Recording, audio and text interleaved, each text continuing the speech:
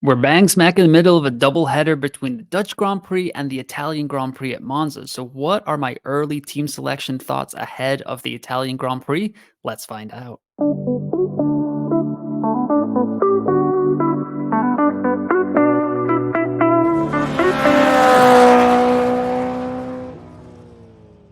What is up, everyone? Welcome to another episode of F1 Fantasy Pole Position. It is Tuesday, August 27th. My name is Ewan, and on today's episode, I'm going to be going over some early team selection thoughts ahead of the Monza Grand Prix. We are bang smack in the middle of a doubleheader here between the Dutch and the Italian Grand Prix.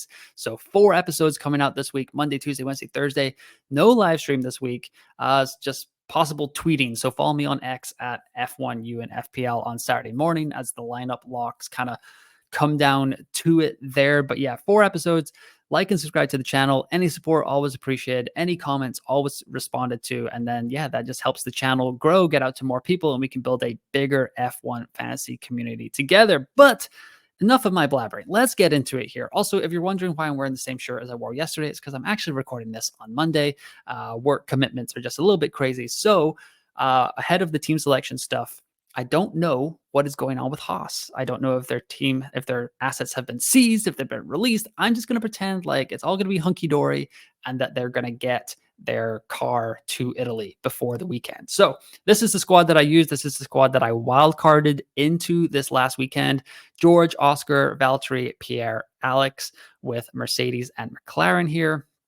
As you can see, 0.3 million in the bank. I really don't like this Valtteri Bottas problem. Sauber is officially the worst car. I'm ready to admit this. It is time to just get down to Logan Sargent. How low can you go? That is what I'm going to be doing. I'm going to be running double Williams.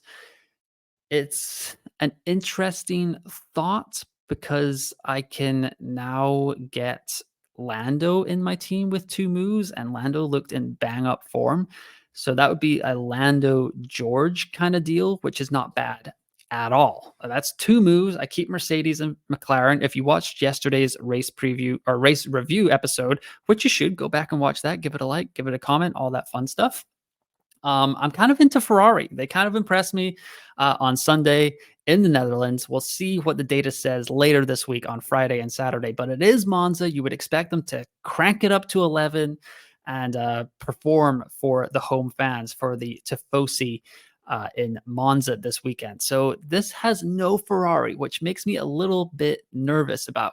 However, if I was to just kind of keep Oscar here, I get 2.9 million and I can kind of do whatever I want here. But if I bring out George, that means I can get Carlos, and I could just use one transfer and keep this with George and Oscar and get Logan into the lineup because I still think that Williams is going to be pretty good. We'll see how much they can put more upgrades on that car, or if Logan Sargent is even an F1 driver this weekend. There's been rumors flying all over the world about what is going to happen with the American seat after he kind of destroyed Williams' upgrades. But yeah, George Russell, if Mercedes doesn't look on it and I need to get a Ferrari asset in for Sunday, I could activate the final fix chip. There are only 9 races left. I have 3 chips left.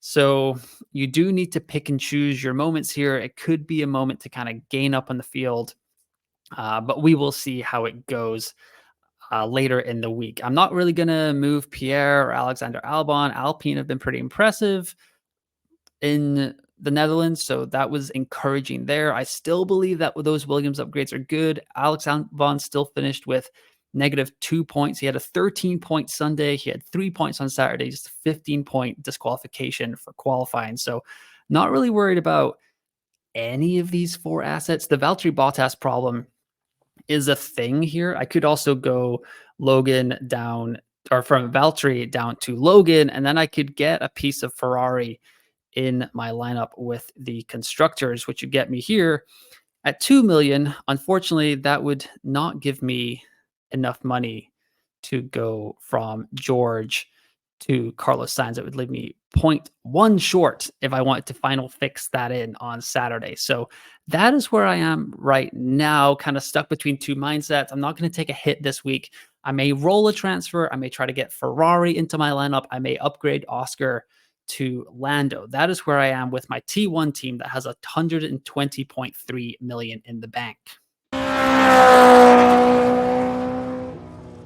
And this is my T3 team here with 128.1 million in the bank. Ugh, God, it makes me sick to look at this team because I wish this was my T1 team so much with my budget. However, Oscar, Lewis, Pierre, Alexander Albon, Nico Hulkenberg, Mercedes, and McLaren here.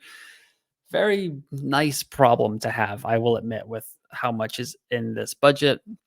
If we go by value here, you can see, oh, going the wrong way. So Lewis and Oscar are 0.5 apart. Charles and Oscar are the same price. Sergio Perez is a little bit less. And then Carlos Sainz down here. So what can we do with this?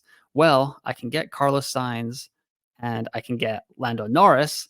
And that gives me probably the best driver or best F1 fancy asset. Sorry, did not mean to say driver on the grid here. And Lando Norris, and then it gets me a piece of Carlos Sainz. It also gives me exposure to 3 of the 4 best teams. I was talking about that a little bit last week. Did not go through with it, unfortunately, as any part of like Red Bull or Max would have been very nice to have on a Sunday compared to Mercedes. I'm not going to touch any of these assets here. I still believe in Alex Albon. I talked about that with my T1 team. Nico Hulkenberg, as long as the cars get to Italy, should be fine. And Alpine as well, looking okay-ish. Sauber looks meh. Just not really impressed with them. V-Carb is an option, but it just feels like a waste of a transfer. So the only thing I would really think about is if Lewis still looks strong here and Ferrari looks better, if I don't really love what Oscar is doing on Friday or Saturday morning, I could just kind of switch it up here and go to Charles and roll a transfer heading into Azerbaijan and Baku and have 3 transfers to kind of switch it up. If Ferrari does look super strong, if it looks like they're going to come back in the final third of the F1 fantasy season, that gives me 1 asset, but 3 moves to potentially get more assets into the squad heading into the final third of the season. McLaren's not going anywhere. I don't mind Mercedes. We'll see how they look on Friday. Ferrari was supposed to be the slowest team on the straights, according to the F1.com data from Sam Collins on F1 TV earlier in the weekend, but that did not translate to Sunday as they were flying around the track. So I don't really have any interest on using my transfers for any of those 3 back markers. Feel very fortunate to kind of be out of the bottom 3 business. I could, actually, I don't think I can. If I take out Alexander Albon, I don't think I can get up to anyone else yet. Yeah, still kind of just a little bit short here.